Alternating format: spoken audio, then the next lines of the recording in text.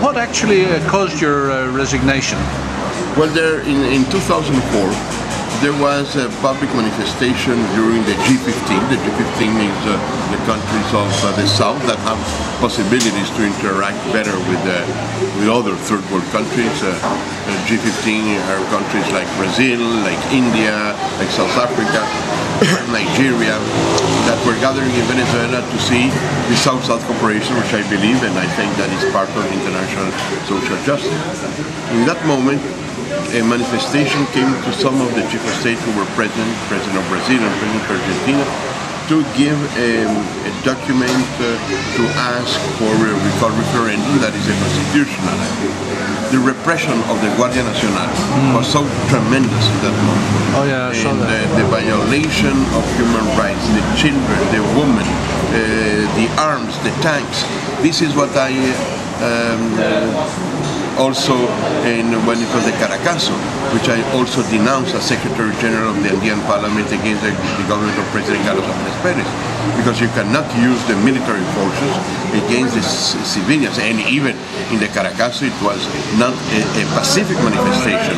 It was an outburst of all the social explosion, but nevertheless, it cannot justify the violation of human rights.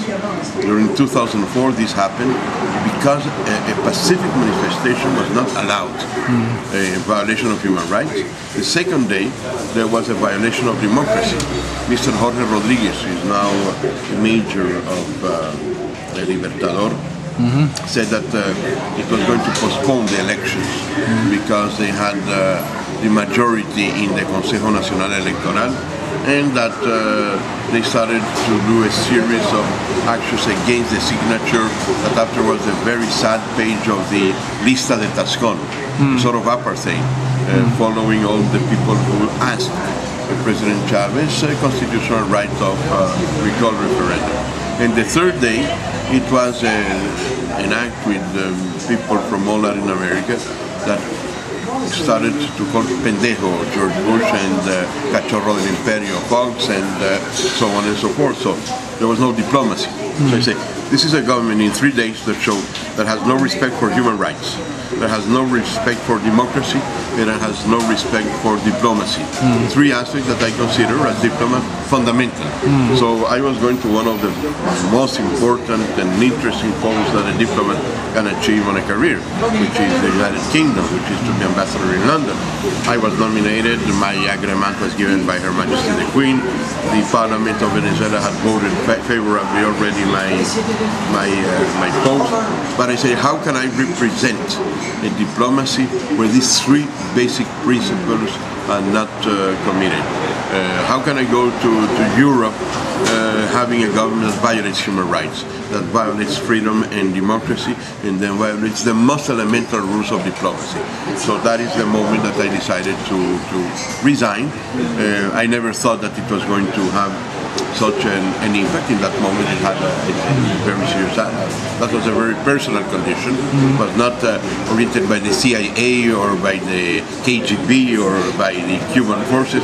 It was a personal decision, but it had an impact because I think that in that moment, 2004, Venezuelan people started to see that it is not possible to construct a change in democracy if you are not committed to change and you are not committed for democracy.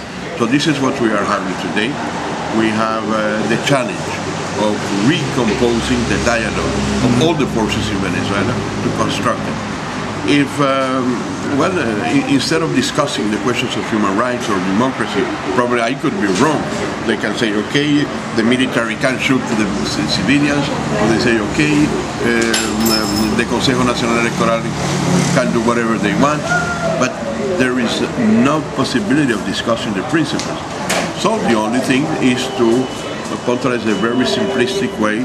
Well, you're an anti-patriota, you are a vendepatria, you're a traitor of homeland, and you are an agent of CIA, and so on and so forth.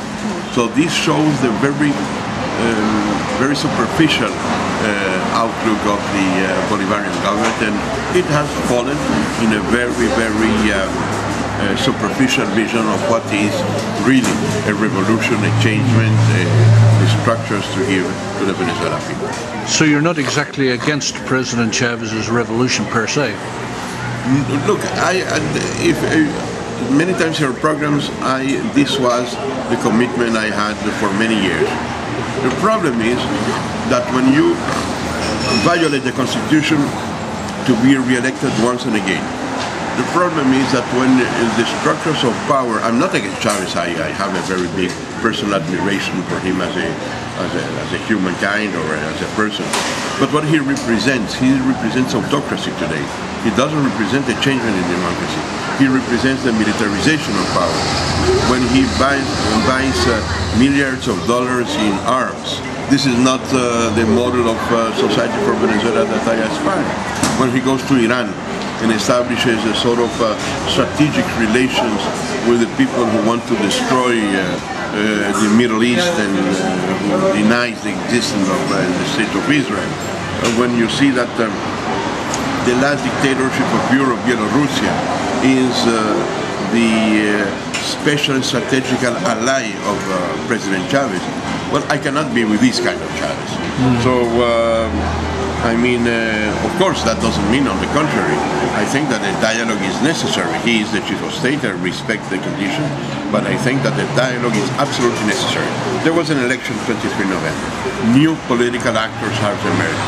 New governors in the most popular parts of Venezuela, in Carabobo, in Miranda, in Zulia, both the mayor and the governor, in Caracas especially, which is the center of the main. You have the Alcaldía Metropolitana, you have Petare. For instance, Petare is a poor sector of Venezuela, and the president speaks to the foreign press saying the country clubs and the golf courts that exist in Petare. Of course, if you are coming with a correspondent that has never been in Petare, he would believe that the rich persons live in Petare.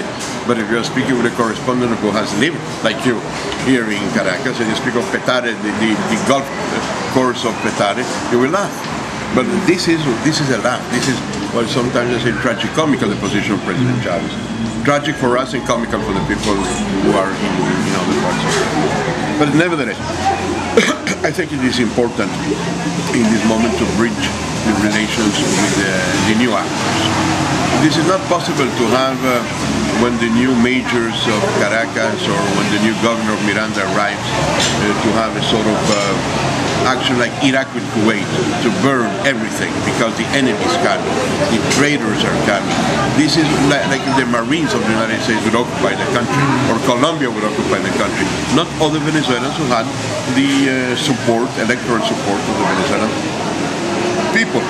When Chavez arrived in the power, the administration of President Caldera, that he criticized so much, gave him all the tools so that he can make his changes in democracy. This is normal if the people, the soberanos he calls him, gives the possibility to other options. Well, a revolution must be say how I can give a hospital to the new administration. Probably they can do it better, and this is part of the pendulum.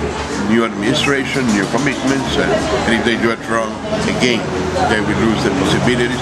But you cannot, because you're affecting the people. When you burn the papers, when you burn the offices, when you do not give the possibilities of action, well, the president must intervene there.